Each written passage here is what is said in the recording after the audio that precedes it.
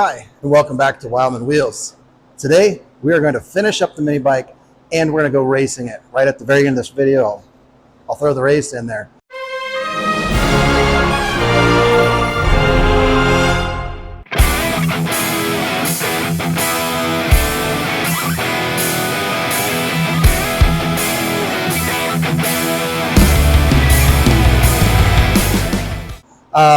But before that, I got some new shop tools. I finally got the air compressor moved in here. I got a tubing bender, so now I can make exhaust for that guy. And I got the CNC plasma cutter. We got the band saw. We got the chop saw. We got the mill. We're bringing all the tools.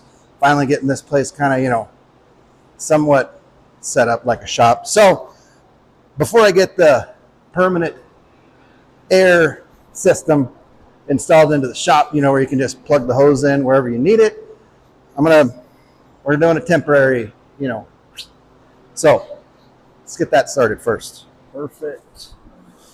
Let's put a doohickey on the end of this. Got a whole bag of doohickeys.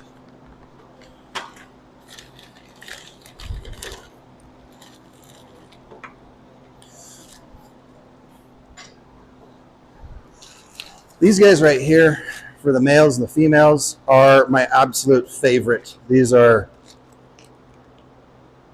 right here. They're pricey. I'm not gonna lie, they're like $50 a piece, but it is the last one you'll ever buy. There's no ball detents to go bad. They work. They always work. I've had the ones I got in my service truck, had it on there for 5-7 years. Never replaced it. Still works perfectly to this very day.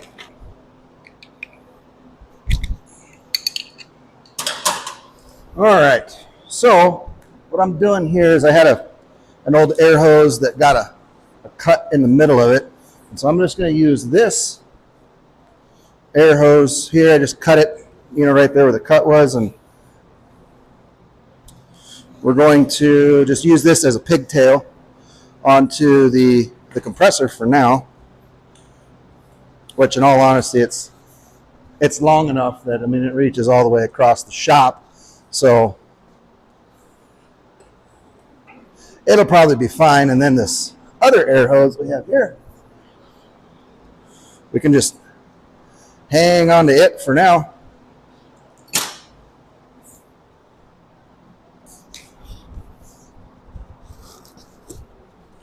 All right. That'll go there, that'll be extra. Let's turn this on, and I don't know how loud that is on the microphone.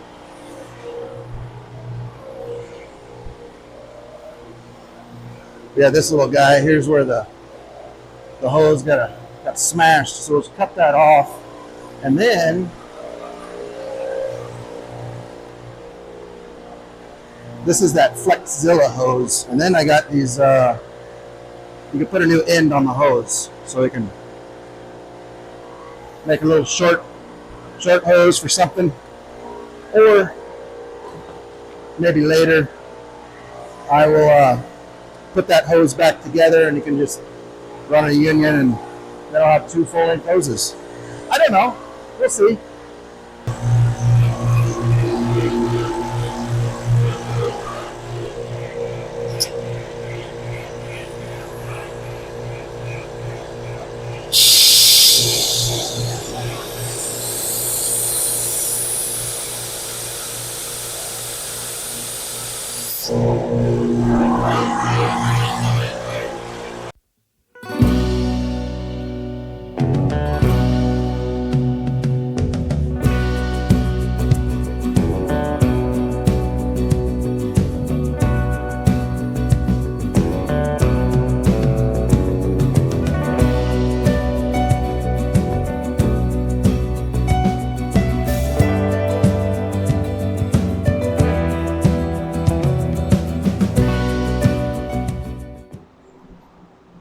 All right, we're ready to get, we got to finish up the brakes. We're going to finish up the brakes real quick.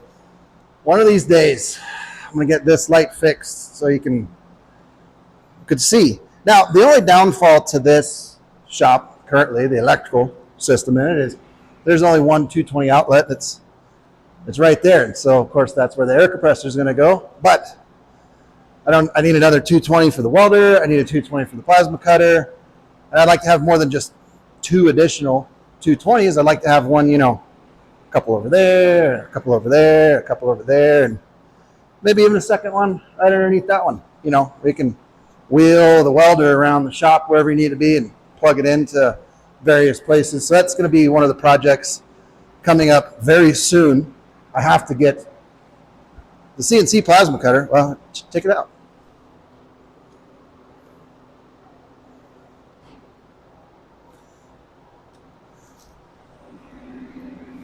There's the old CNC plasma cutter. Got it moved over here. This one's a Langmuir Systems Crossfire Pro. It's a great machine. I've used it a bunch of times. Made all kinds of cool little trinkets with it. And I'll get that bad boy fired up. Get it rocking and rolling.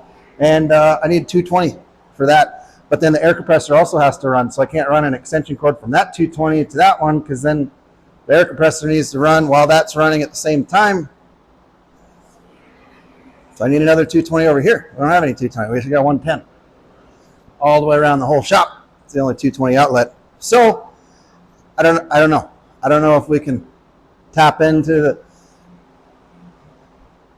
there's tons of space on the circuit breaker, on the breaker panel over there. There's probably maybe 5 circuit breakers in there. There's not a lot, and there's the possibility of adding 10 more in there. So we got plenty of expandability as far as the circuit breaker goes, but I need to run conduit all the way up and over and to that, and it's just going to be a project. So let's jump back into this minibike. What I'm going to do first, I'm going to finish kind of mocking up a couple of the little things, make sure everything's squared away. Oh, let me show you real quick. Almost forgot. Got some brake fluid. Got the hose. So this is a 70-inch hose. Got some brake fluid also so we can bleed it out. The factory one on the that comes with the kit, the one that I got linked down below, is a 55-inch. I kept calling it a 60-inch in the last video, and then I double-checked, and then I measured it, and it is absolutely not 60 inches. It is 55 inches for sure. So this is a 70-inch hose. That's 15 inches longer than the hose that's currently on there, so it should be plenty long. They also do offer an 80-inch. I didn't want to go with the 80-inch and then just have 4 feet of extra hose, and then, so cross fingers, the 70 is going to work. So that's what we're going to do today. So what I'm going to do first, real quick, I'm going to pull the rear tire off, get that out of the way, finish welding in the brackets that we have in there, and then I'm going to go ahead and add a little material to that top bracket. It's a little thin right there where the slot is, and I actually need to slot it a little further so I can get it a little further away from the disc. So I'm going to weld a little bit of metal in there. We'll grind it out, make it all nice and smooth and clean looking, and then I'll go ahead and use a carbide burr bit and increase that the slotted hole there, make it a little bit longer just so we got a little extra wiggle room. Then we'll go ahead and put the tire back on once everything's been welded and painted and sanded and looking good. We'll put the tire back on real quick, and then we'll go ahead and throw the hose on, and I'll run down to Ace and I'll get some bolts. That's the other thing. I got bolts that I use to kind of mock it up. We're not going to be using that. And then I'll go grab some new bolts, and then we'll put it on there. We'll put the new brake line on there, and then we'll bleed the brake system. It's going to be a little difficult on this particular style because the handlebars aren't straight, like on a dirt bike where you could have your master cylinder sitting, and it's going to be in a relatively flat location. This one, they're kind of, goat horn style handlebars, and so I don't know. We're going to have to figure it out. I might have to take the master cylinder off and clamp it onto something so it's a little leveler. I don't know. We're gonna figure it out together. Also, one last thing before we finish, we're gonna be changing out the spark plug. It's big. It's big, I know. On the old mini bike here, it's real big. It's not. But I did want to tell you, if you've got a Predator 212 and you're looking to get that little extra peak performance that you can out of it, Autolite makes a spark plug, Autolite spark plug. It is a AR3910X. Now, what makes this one so unique is the head of it right here. It doesn't have your traditional little hook over the top. This one's just flat and flush. It's got, can spark anywhere it wants. But it actually, because of its size, it will take up more space in the combustion chamber. So it actually boosts your compression ratio. Not by much. I mean, it's not like, oh, I put this in there and I went from a 10 to a 12. No, but I mean, hey, when you're going to go racing, you're looking for every little bit. This is a great spark plug to, slap it in there. You're going to get an extra little, 1/10 of a horsepower or something.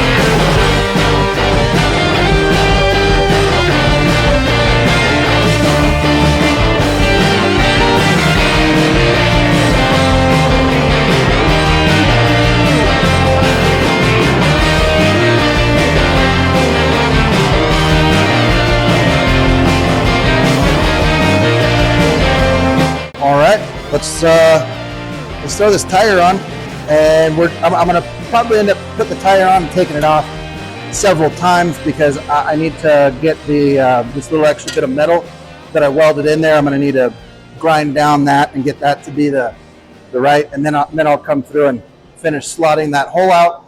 But yeah, we're gonna put it on and take it off at least 12 times. So.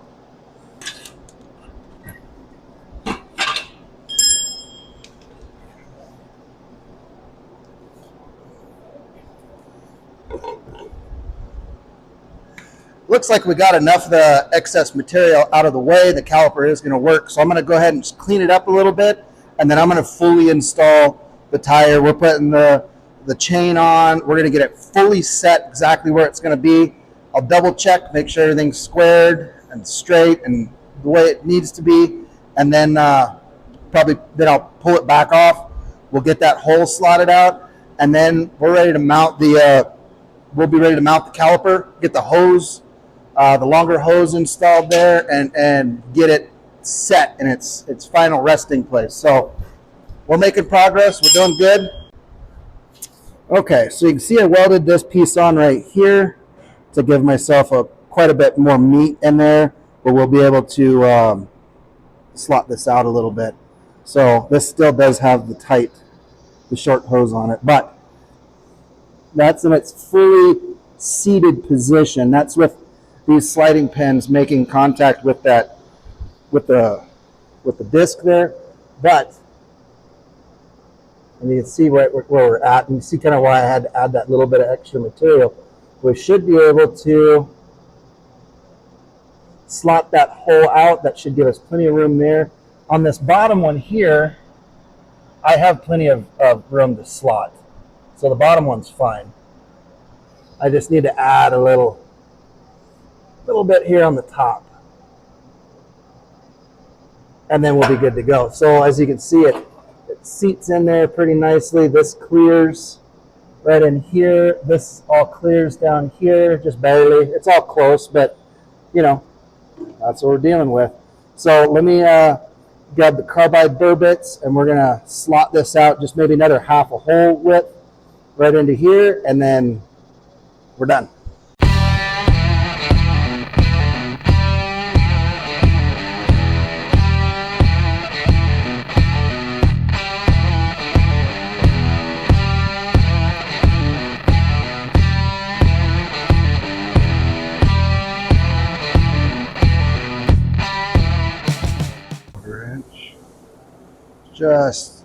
Just shy a 1/4 inch.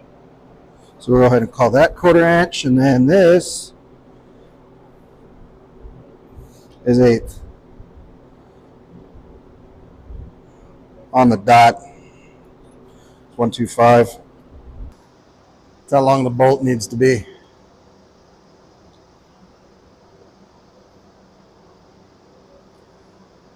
And we can't go any longer. I mean, we're going to go a touch longer, a thread or two. I would like to have 1 or 2 threads. I'd like to have 1 or 2 threads poking through on the back side of the caliper, but we can't go too far because much longer than that, and it's going to crash right into the actual disc. So we're going to have some pretty small bolts. I'm going to try to grab some bolts like this. I'm going to run down to Ace real quick, grab some couple bolts and some Loctite. And then by then, this bad boy should have cooled down enough, and we'll go ahead and hit it with a little bit of paint. And then immediately, while the paint's still wet, actually, I'll probably paint it before I leave, so when I get back, it'll be semi-dry. Let's do that. Now, if you remember when we painted the wheel, we painted it spruce green, because I thought, yeah, it's closer. Well, we're going to try flat army green. This is an OD green. I just don't know if this is the same shade. So let's try it.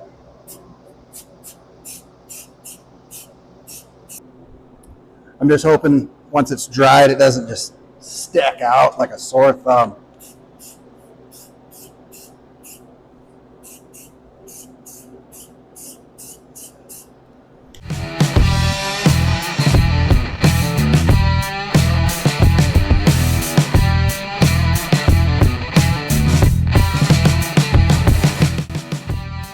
You know, getting this mini bike all ready to race kind of reminds me of one of my favorite Bible verses, Isaiah 45:18 and 19. For the Lord is God, and he created the heavens and the earth, and put everything in place. He made the world to be lived in, not to be a place of empty chaos. I am the Lord, he says, and there is no other. I publicly proclaim bold promises. I do not whisper obscurities in some dark corner. I would not have told the people of Israel to seek me if I could not be found. I, the Lord, speak only what is true and declare only what is right.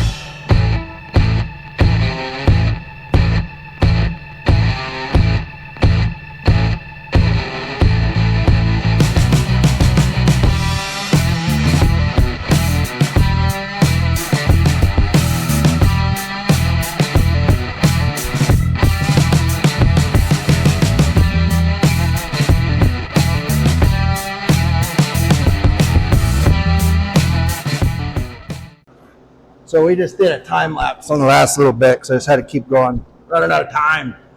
But so the bolts, ran down to Ace Hardware, grabbed bolts, and the shortest ones they had were 16 millimeters. And the thickness of my bracket plus the thickness of the caliper equated to 10 millimeters. And so we had to grind off a few millimeters. Now, I did leave the bolts as long as humanly possible. They just barely not touching the rotor there. And the thing is, I'd rather have extra threads than it to be a little bit on the short side. So there is a solid 1.5 threads extending beyond. I can't have any more.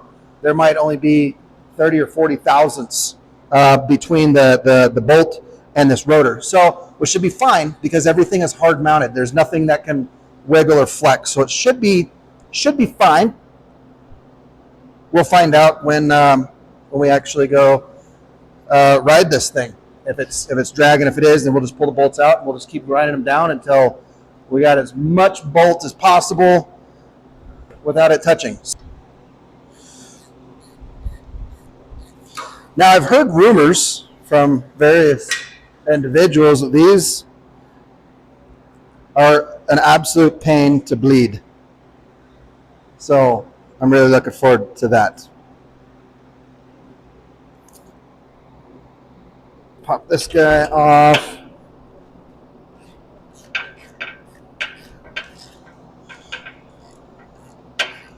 Oh, she's just pumping fluid out.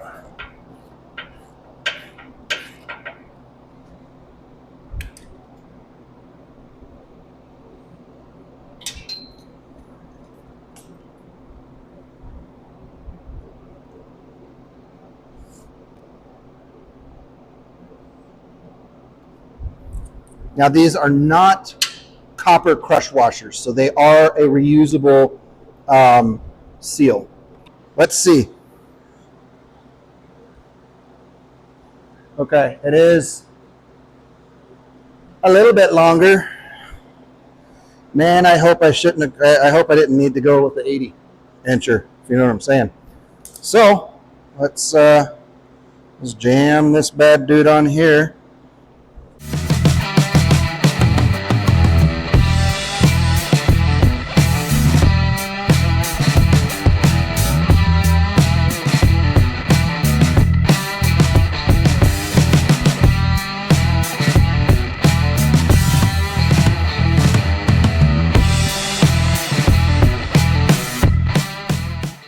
All right, it's a little excessive, but it's not completely ridiculous, and we can get rid of that. That's excess. So the 70 incher looks to be spot on from our initial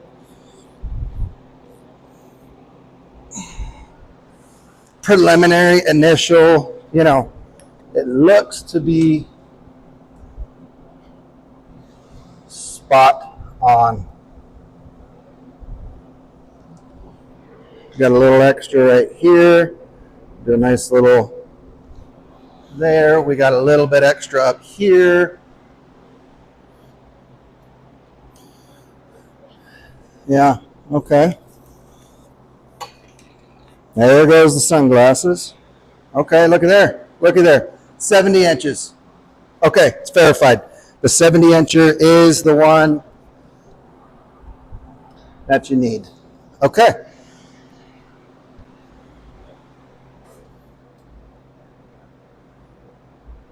Beautiful. Okay. Itty bitty wrenches. Little dinky wrenches. 7 millimeter. 8 millimeter. 8 millimeter it is. Okay. My regular wrenches only go down to 10. So anything smaller than 10, I got to go grab one of these dudes. Okay. So that's the wrench there. I think what we're going to do, let's get it down off the milk crate. We need to have this guy up here as level as possible. You can see it's almost level. in this position, but we may be able to. Yeah. Ah. That would put it at level right there. Okay. Well, let's grab some cribbing. Let's see if we can't prop the old frame up.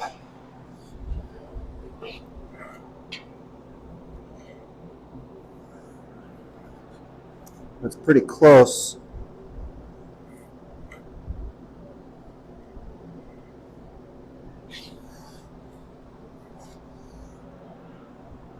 I think that's about as good as we're going to get. Gentling, smaller Phillips screwdriver.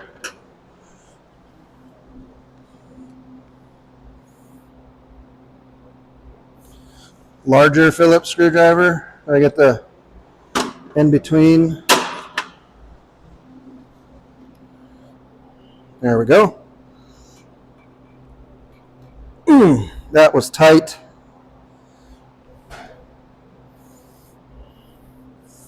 Way tighter than it should be. I mean, don't get me wrong, you do want it tight, but good Lord have mercy. I was on the verge of stripping those screws.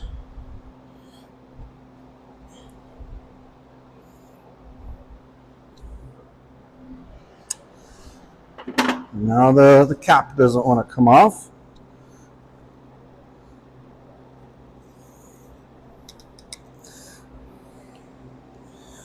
Well,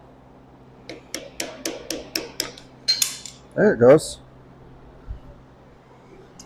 Now it's dirty. Perfect. Okay. So I am seeing fluid in there. There is fluid. So I think what we're going to do, I have more fluid right here. We'll just, you know, you got to really keep an eye on this up here. At any point in time, your reservoir up top up here gets empty. You got to start from square one. So we're going to go ahead and just top it off just to the brim.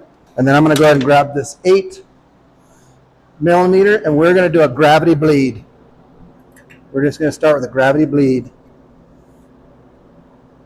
Crack that bad dude open.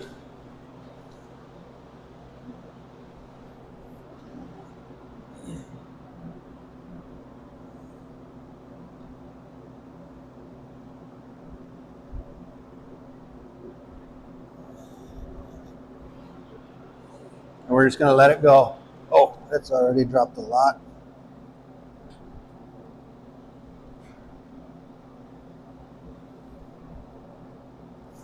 Stop.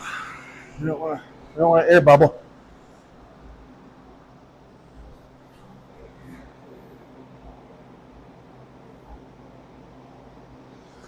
All right.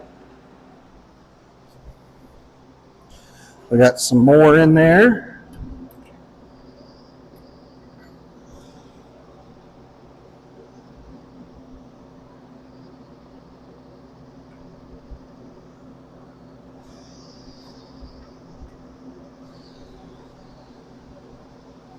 Stop, add some more. I can see the bubble from there, and we're going until fluid comes out.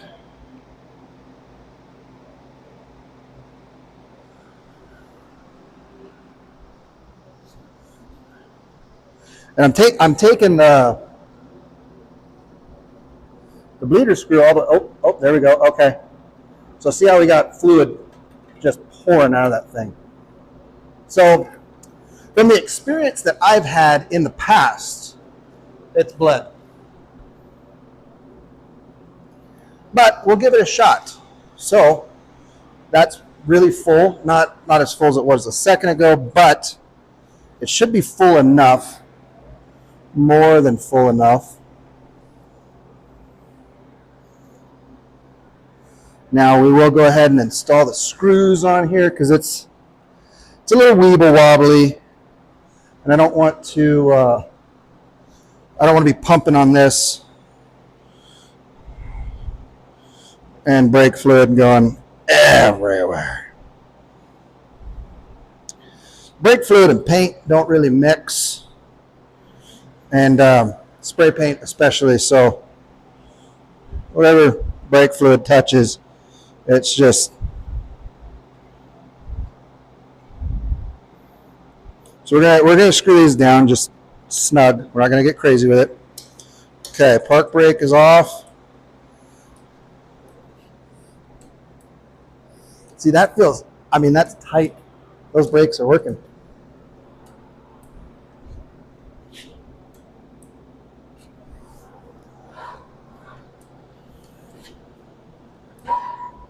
Oh yeah. Oh yeah, they're working. I can see the caliper flexing. I'm going to say that's good. We're going to just run with that. I've noticed one of the things that's a very heated topic is when it comes to bleeding brakes. People feel like if you don't go through the process of pumping it up, holding it, cracking it open, bleeding it off, then you haven't bled the brakes yet, and you're risking your life.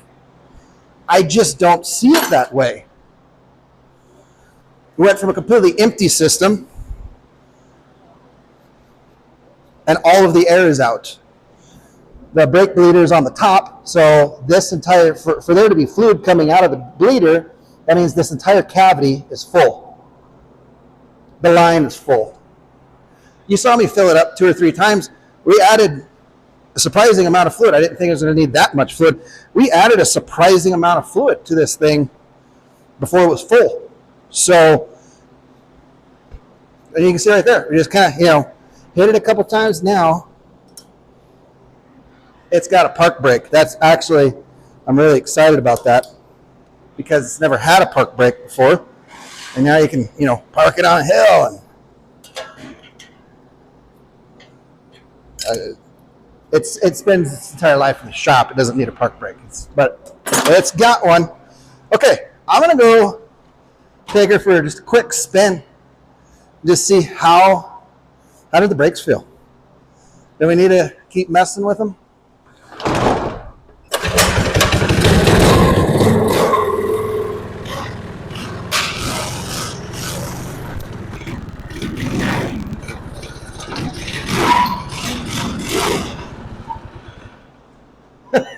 I think the brakes work pretty good. This thing's got some serious horse torques. Man, that 62, I can't get over how much that does. It's impressive. Okay. I'm going to change the spark plug and then we're off to the races. So I'm excited. Let's go race.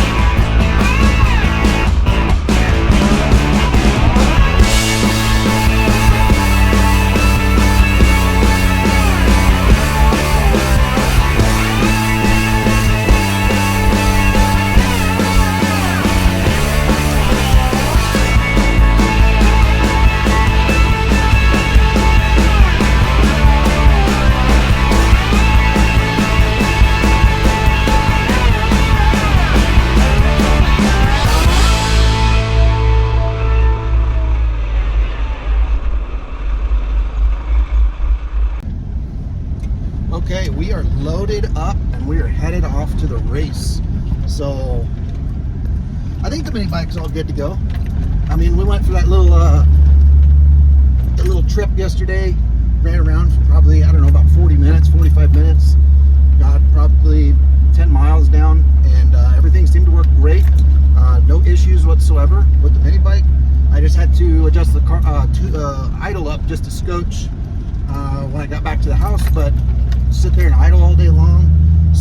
Starts on the first pull, so everything should be good. I did go ahead and throw that spark plug in there, that Autolite that I was telling you guys about, and we're gonna go let it rip. I don't know if I have the right main jet in it. That's pretty hard to determine the exact main jet you need to get the maximum power. You really got to, you really need a dyno. You can do the butt dyno, but you might be off by a scotch. So I don't know. But there she is in the back of the truck, and we're running hammer down. So let's see how this turns out.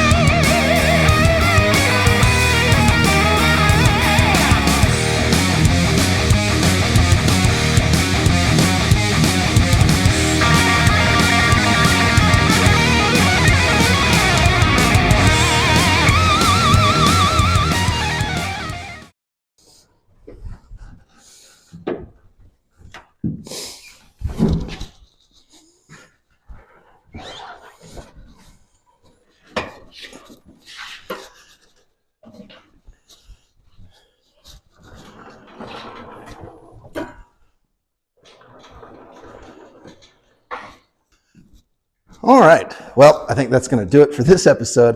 I had an absolute blast taking this mini bike out and racing it around those barrels. And yeah, I was the only one there with a mini bike. There was a guy that showed up with a Harley, which was pretty awesome. He just showed up to watch, and right at the last minute, he said, "Well, can I jump in?" They said, "Sure." So he jumped in. As you can see by the footage there, it was very rutted up, and she was a little bit of a handful. Also, you know, we're just going to throw all the excuses in there. I didn't get a chance to do any pre-run. I didn't get a chance to practice. So that run right there is the very first time I've ever raced the mini bike, first of all, and then first time I've ever raced barrel racing against dirt bikes, against just in general. So I learned a handful of things. I didn't need to let off as early as I thought I did, because I was going about half as fast as they were. My final time ended up being, what was it, 29 seconds. I think it was 29.7 seconds, which is pretty terrible, but I was faster than a lot of people, surprisingly. There was also a lot of people that were much faster than me. I think the fastest guy was 17 seconds, 17 and some change. The fastest horse was like 0.02 of a second faster than the fastest dirt bike. So they were actually very well paired together, having their bikes and the horses. I think I did find online the total times. I'll put down my total times for me and my partner. I don't know who my partner is. Never met him. They had the horses completely opposite location where the dirt bikes were. And by the time I showed up and went through the whole check-in process, the line was like 47 miles long. And got checked in and went and got the mini bike, got it prepped. It was time to line up, and they were getting it going. So I got in line. I ended up being pretty last in the line. My initial plan was I'm going to go kind of later, let the dirt bikes build up a nice little berm around all the barrels, and then I can kind of use that to my advantage. Well, they made sure to go through, and about every 20 dirt bikes they went through and fixed the arena, so it stayed pretty fresh. Didn't really get any berms or anything like that I could use, and the ruts were pretty rowdy. So I had a hard time keeping the front end of the mini bike going where I wanted it to, and I think you can kind of see that in the in the videos a little bit. But I also wasn't being aggressive enough. I saw a lot of people wipe out, on the first barrel, sometimes on the second barrel. And so in the back of my mind, I was like, just don't crash, just don't crash, just don't crash. And so I didn't really push it as hard as I probably could have, or obviously I should have. I think I could probably easily knock several seconds off my time and put in actually fairly competitive time. I think the average was around the 20 to 25 second mark. So I was only about 4 seconds off from being, kind of middle of the pack, a little slower than the middle of the pack, but I think I could easily get about 4 seconds off. Also, I was just kind of thinking, this engine that I built for the mini bike here, I built it, she's definitely not just your standard Predator 212, but I didn't go extreme with it. I think we could go extreme. I kind of almost want to build an engine. Like we're talking all out, methanol, fuel injection, the whole 9 yards, just go all out and build an engine for this thing, and then take that engine. And with these, it's 4 bolts. You can have the engine swapped in and out in 4 bolts, so it's really not that difficult. So I can keep this engine just for kind of cruising around, having a good time. I just wanted something that had a little more power than just the standard 212, something where you could just get out and have a good time, but wasn't want to go super crazy with it. So now I'm kind of thinking, do I need to build a super crazy high-end engine that I can drop into the old mini bike real quick and then take that for racing? Or do I just need to go out and find a new mini bike, just completely new mini bike, and just build that into a full-blown racing mini bike? And we'll go all out and just, I don't know. Drop it down in the comments and tell me what you would like to see. Should I just start from scratch with a new mini bike, have a racing mini bike, and just leave this guy for cruising? Or should I just build a brand new engine, top of the line, big old fat cam? I mean, the whole 9 yards. We'll just deck it, high compression, big old fat piston, bore it out, longer connecting, the whole 9 yards, stroke it, everything. Should we do that? Or should we, and then just swap it in and out when we're going to go race? Or should I just build a whole new mini bike? It's just dedicated strictly for racing. But then again, this is probably going to happen like once or twice a year, and I'll be $2,500 into a mini bike that I'm going to use 3 times a year. I don't know. So, or I might just keep it the way it is and just have fun. I don't know. You let me know down in the comments below. Also, I am going to go ahead and throw affiliate links, Amazon affiliate links for all the parts that I've used on my mini bike down in the description below. So if you have a mini bike and you want to get yours running, I got it all down there. Seats, fenders, I mean everything. Engines, Harbor Freight engines. Go down to Harbor Freight and get it. But all the things. Cables and throttle cables, brakes. I got the original drum brakes as well as disc brake upgrades, chains, sprockets, you name it. Anything you're going to need to get your mini bike from a frame. It doesn't even need to be a roller. If you just got a frame, you can take it and use all of these parts that I have listed down below and make yours into an awesome weekend warrior, race rig, whatever you're looking for. So that's going to do it. It's going to do it for this episode. Thanks for stopping by. Thanks for watching me go out and race. And don't forget to like, comment, and subscribe. Have yourselves a wonderful weekend.